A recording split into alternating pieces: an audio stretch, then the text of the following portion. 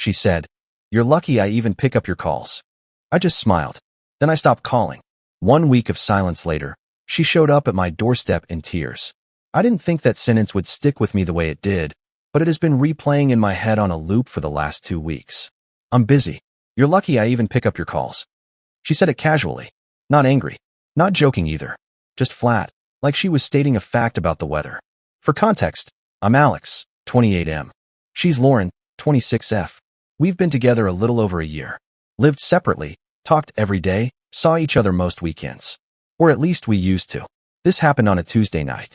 I had called her after work, same as always. Nothing dramatic. Just wanted to tell her about my day and hear about hers. She let it ring longer than usual, then finally answered with a sigh. What? She said. I laughed it off at first. Asked if I was interrupting something. She said, yeah, my life. That's when the line came out. You're lucky I even pick up your calls. I remember smiling, because that's what I do when I don't want someone to see they hit something sensitive. I made a joke, told her I'd let her go, and hung up. But the thing is, this wasn't new behavior. It was just the clearest version of it yet. Over the last few months, everything I did seemed to annoy her. If I texted good morning, she'd respond hours later with busy. If I didn't text, she'd accuse me of not trying. If I asked to see her, she'd say I was being clingy.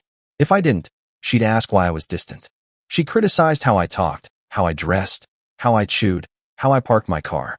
She corrected me in front of her friends, rolled her eyes when I told stories, made little jokes at my expense, and then called me sensitive when I didn't laugh hard enough.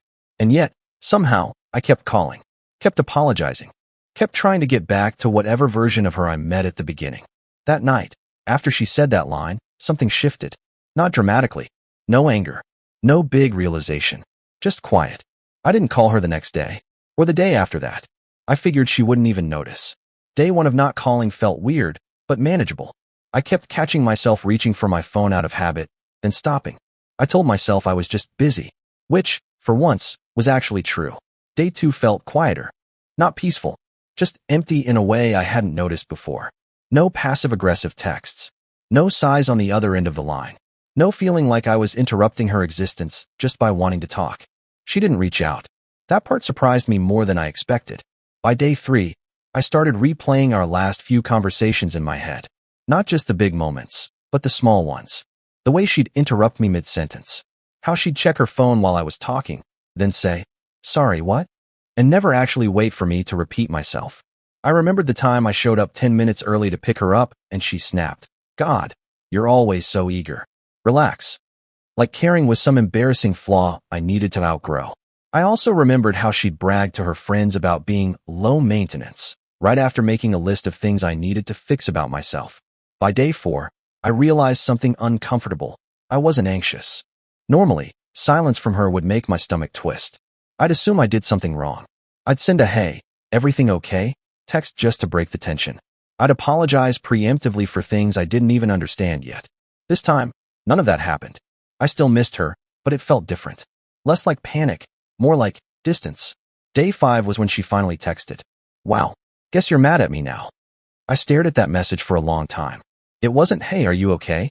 or "Sorry if I was harsh." It wasn't even "I miss you." It was an accusation. I typed out 3 different responses, deleted all of them. Eventually, I sent something simple. "Not mad, just giving you space." She didn't reply for hours. When she did, it was just "K." That was it. No call, no follow-up. By the end of the week, something clicked that I hadn't fully admitted to myself before. The silence wasn't punishment. It was relief. And apparently, it was bothering her a lot more than it was bothering me. Day 6 was the first time she tried to bait me. She sent a selfie mid-afternoon. Nothing special. Just her in the car, sunglasses on, lips slightly pursed. No caption. No context. Just dropped it there like a hook. Normally, I would have responded instantly.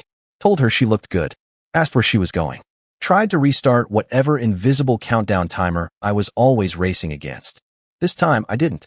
I saw the message. I put my phone down. Finished what I was doing. An hour passed. Then 2. By the time I finally replied with a neutral, "Hope your day's going okay," she was already typing. "So now you're dry too? Did I do something, or are you just being weird on purpose?" Because this is honestly immature. That word again.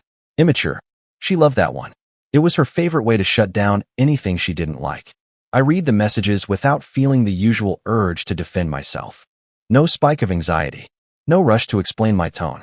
I just answered calmly. I'm not trying to be anything. I'm just matching the energy you asked for. She didn't like that. She called me immediately. I let it ring once. Twice. Picked up on the third. What is going on with you? She demanded. You don't call. You barely text. And now you're acting all detached.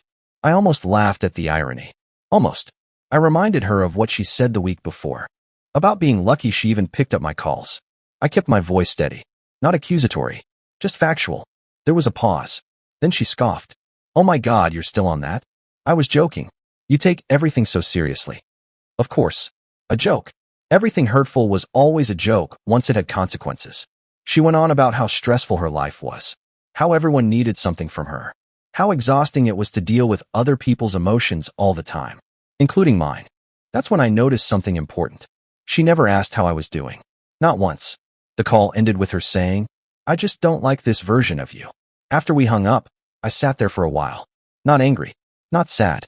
Just clear. For the first time, I could see the pattern without being inside it. How my attention made her feel powerful. How my silence made her uneasy. How the balance only worked when I was the one reaching. And I realized something else too. I hadn't stopped calling to make a point. I'd stopped because, deep down, I didn't feel like I was wanted anymore. And that truth was starting to bother her. By day 7, the silence had become noticeable enough that other people commented on it. My buddy asked if Lauren and I were good because she hadn't posted me in a while. My sister joked that I sounded lighter on the phone, like I'd finally gotten a full night's sleep. Even I noticed it in small ways. How I wasn't checking my phone every 5 minutes. How my shoulders didn't tense when it buzzed. Lauren, on the other hand, was unraveling in stages. She started watching my stories again. Every single one. Within minutes. Didn't reply, didn't react, just watched. Like she needed proof I still existed in her orbit. Then came the vague posts on her end. Funny how people switch up when they don't get what they want. Protecting my peace lately. Some people don't know what they have. I knew those weren't for me directly. They were for the idea of me. For the version of me who would panic and reach out just to reassure her she was still in control. I didn't. That's when she tried something new. She texted me late that night. Almost midnight. I saw someone today who asked about you. Made me realize how much you've changed. I asked, in a bad way. 3 dots. Long pause. You used to care more. That one almost got me. Not because it was true, but because it was so familiar. She'd said it before whenever I stopped bending. I stared at the screen, thinking about all the times I cared quietly. All the rides I gave, plans I adjusted, apologies I made just to keep things smooth. All the ways caring had slowly turned into compliance. I still care, I typed. I just don't feel like begging to be tolerated anymore. She didn't respond. The next morning, I woke up to 3 missed calls from her. All between 6:30 and 7 a.m. She knew I was usually asleep then. It felt intentional. Like she wanted to disrupt my routine the way I used to let her disrupt my peace. When I finally called her back later that day, she answered immediately. So you do know how to use your phone, she said, sharp and smug at the same time. I told her calmly that I wasn't doing this back and forth anymore. That I needed consistency, not comments about how lucky I was to exist in her schedule. She went quiet, then defensive, then annoyed. This is dramatic, she said. You're acting like I'm some villain. I didn't argue. I just said, I'm acting like someone who's tired. There was a long pause after that. Long enough that I could hear her breathing. And for the first time, she sounded unsure. Not angry. Not dismissive. Just scared that the dynamic she relied on was slipping away. She hung up shortly after. 2 days later, she showed up at my door. I wasn't expecting her. That's the honest truth. It was a Sunday evening. Quiet. I had just finished cooking and was sitting on the couch when I heard a knock. Not a polite one either. Sharp. Urgent. Like whoever it was didn't plan on leaving without being acknowledged. When I opened the door, there she was. Lauren. Red-eyed. Mascara smudged. Hoodie I'd never seen before hanging off her shoulders like she'd grabbed it on the way out. She looked smaller somehow. Less composed. Nothing like the version of her that talked down to me on the phone. She didn't say hi. She didn't apologize. She just said, "Can I come in?" I hesitated. That alone seemed to throw her off. I stepped aside, and she walked past me like she used to, straight to the couch, dropping her bag on the floor like it belonged there. I don't understand what's happening, she said, voice cracking. You just stopped. I leaned against the counter instead of sitting next to her. That felt important. Space I hadn't taken before. She went on about how hard her week had been, how everyone kept disappointing her, how she felt abandoned. Every sentence was about her feelings, her stress, her confusion. Finally, she looked at me and said, "Why didn't you chase me?" That was the moment. Not the tears, not the shaking voice. That question. I told her the truth. That chasing someone who treats you like a nuisance eventually feels humiliating. Then when she said I was lucky she picked up my calls, something inside me shut off. Quietly. Permanently. She shook her head, wiping her face. "I didn't mean it like that." "But you did say it like that," I replied. She tried to move closer. I didn't move. That frustrated her. I could see it. The tears slowed. Her tone shifted. "So what, you're just done now? After everything?" I thought about all the times I'd been afraid of this conversation. All the nights I'd rehearsed what I'd say if I ever stood up for myself. And I realized I didn't feel afraid at all. "I didn't stop calling to punish you," I said. "I stopped because I finally listened." She stared at me like I'd spoken a foreign language. "You're really doing this," she muttered. "You're just giving up." I smiled. Not smug. Not angry. Just tired. "I'm choosing myself," I said. She didn't cry after that. She stood up, grabbed her bag, and said, "You'll regret this." Maybe. But as I closed the door behind her, all I felt was calm. And for the first time in a year, that felt like enough. I thought that would be the end of it. That's what I told myself as I locked the door and leaned my forehead against it for a second. Not in sadness. Just finality. Like closing a book you already know the ending to. For about 12 hours, there was silence. Then my phone lit up. Not from her. From mutual friends. "Hey man, is everything okay with you and Lauren? She seems really upset. Did something happen?" I didn't answer right away. I already knew the story she was telling. I'd heard versions of it before, whenever we had even the smallest disagreement. I was emotionally unavailable. I shut down instead of communicating. I walked away when things got hard. By the afternoon, she finally texted me. "I can't believe you embarrassed me like that." That was her takeaway. Not that she'd hurt me.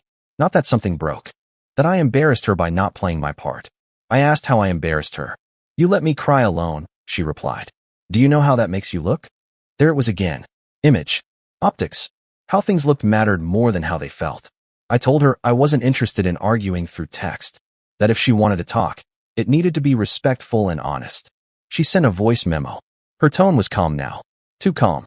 The kind of calm she used when she felt she had the upper hand. She said she'd forgiven me for disappearing. Said relationships take work, and sometimes one person has to be the bigger one. She said she was willing to give us another chance if I promised not to shut her out like that again. Not a single apology. Just terms. I listened to the message twice. Then I deleted it. That night, she posted a story of her out with friends. Loud bar. Big smiles. Caption about healing. She wanted me to see it. Wanted me to wonder if I'd made a mistake. Instead, I noticed something else. She kept checking her phone. I know because one of her friends accidentally sent me a snap meant for their group chat. Lauren in the background, refreshing her screen, pretending not to care. That's when it really hit me. She wasn't upset that I'd stopped calling. She was upset that I'd stopped orbiting.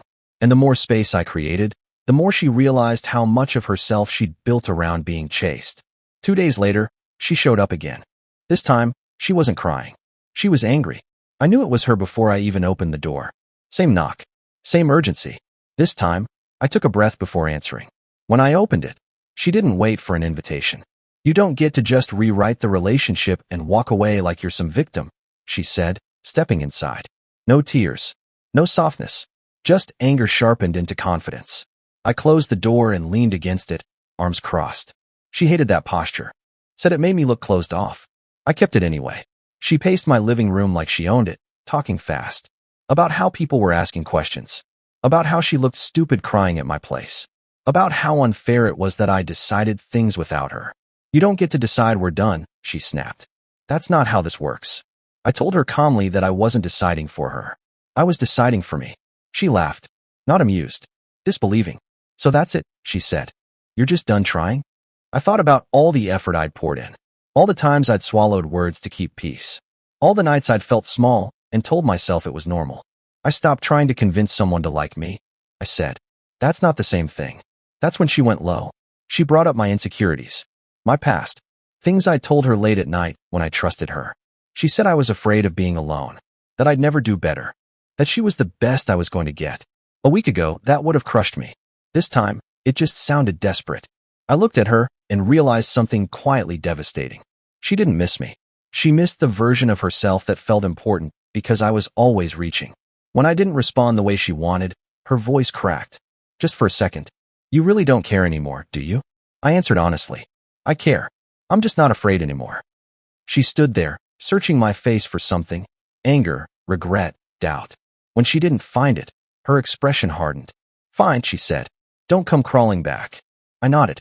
I wasn't planning to. She left without another word. And for the first time since we met, I didn't feel like I'd lost something. I felt like I'd gotten myself back.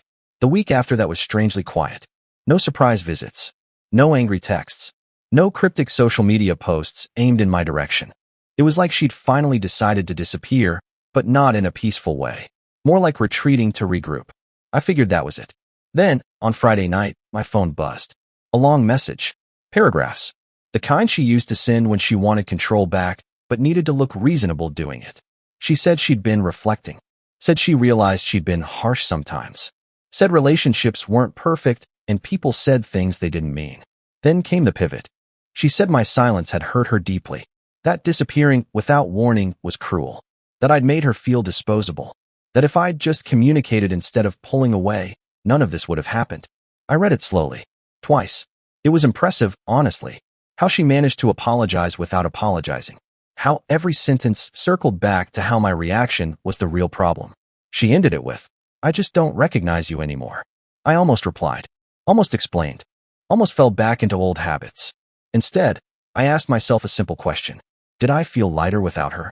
The answer came immediately. Yes. I typed one sentence. I didn't disappear. I stopped overextending myself. 3 dots appeared. Disappeared. Appeared again. She replied with, wow. So cold. That word again. Cold. Detached. Different. Funny how those words only came out once I stopped being available on demand. She sent another message, shorter this time. If you walk away like this, don't expect me to be here when you realize you messed up. I stared at the screen, then locked my phone. For the rest of the night, I didn't check it once. The next morning, I woke up to a missed call from an unknown number. No voicemail. Then another. And another. I finally checked social media. She'd posted a story from a cafe I used to take her to. Same table. Same angle. Caption. Some people only value you when you stop giving. I almost laughed. Because for the first time, that was true. Just not in the way she thought. And later that evening, when the knocking started again, it sounded different. Not angry. Panicked. I almost didn't answer the door that night. Not because I was scared. Not because I was angry. But because some part of me already knew this wasn't going to change anything. When I opened it, Lauren looked undone. Not dramatic. Not performative. Just genuinely shaken. Her eyes were swollen again. But this time, she wasn't trying to hide it behind sarcasm or control. She stood there clutching her phone like it was the only thing keeping her upright. I don't know how to fix this, she said quietly. That was new. I stepped aside, and she came in slower this time, like she wasn't sure she still belonged in the space. She didn't sit. Just stood there, arms wrapped around herself. I didn't think you'd actually be okay without me, she admitted. You always needed me more. That sentence landed heavier than all the insults before it. I told her that wasn't love. That was imbalance. And I didn't realize how far it had gone until I stopped chasing. She nodded, tears falling again. I didn't mean to make you feel small. I know, I said. But you did anyway. She started listing things she'd do differently. Promises. Adjustments. Softer words. More appreciation. All the things I used to beg for in moments that came far too late. I listened. Really listened. And felt nothing. That's when I understood the truth I'd been circling for weeks. The relationship didn't end when I stopped calling. It ended the moment I stopped hoping she'd change. I'm not angry, I told her. I'm just done. She looked at me like she was seeing me clearly for the first time. Not as someone to manage. Not as someone to correct. But as someone leaving. She whispered, so this is it? I nodded. She didn't argue. Didn't threaten. Didn't insult me. She just cried quietly for a minute, then walked to the door. Before leaving, she turned and said, I really thought you'd come back. I answered honestly. I came back to myself instead. She left without another word. And when the door closed, there was no rush of emotion. Just peace. It's been a few weeks since that night. No contact. No late-night texts. No just checking in messages disguised as concern. Just quiet, consistent distance. At first, I kept expecting the regret to hit. That delayed wave everyone warns you about. The loneliness. The what-ifs. It never came. What had come were small moments of clarity. Waking up without that familiar weight in my chest. Making plans without wondering if they'd annoy someone. Saying what I meant without rehearsing it first. I realized how often I used to brace myself before talking to her. How I'd scan her tone for approval. How I measured my words like they were currency I could run out of. That's not love. That's survival.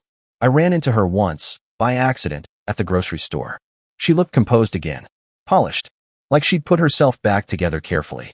We nodded at each other. Nothing more. As I walked away, I noticed something strange. I didn't feel smaller. And I think that's the part that finally settled everything. She once told me I was lucky she picked up my calls. Turns out, I was lucky I stopped making them. Not because it hurt her, but because it saved me. If you're reading this and you feel like you're always reaching, always apologizing, always afraid of being too much for someone who makes you feel like you're barely enough, pay attention to how peaceful it feels when you stop. Sometimes the silence isn't abandonment. Sometimes it's clarity.